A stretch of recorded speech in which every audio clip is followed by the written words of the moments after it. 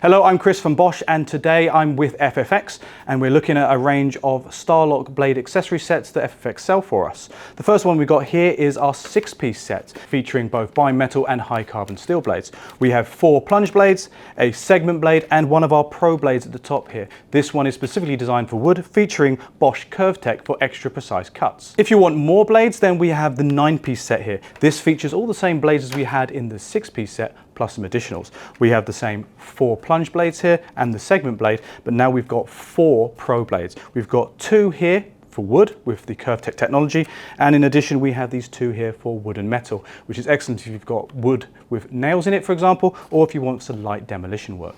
So what is Bosch Starlock? Back in 2016, Bosch, in conjunction with Fine, decided to reinvent the oscillating multi-tool interface. As you can see here, you have a 3-dimensional jelly mold essentially. This makes up the name Starlock, which means you've got a far more positive power transfer when working in applications, especially if you're using larger blades. In addition, the Starlock blades with certain machines allow quick and easy toolless blade changes, such as with this GOP 18V-28. Simply offer up to the machine. One-handed, easy as that. To remove it, just pull the lever and the blade falls out.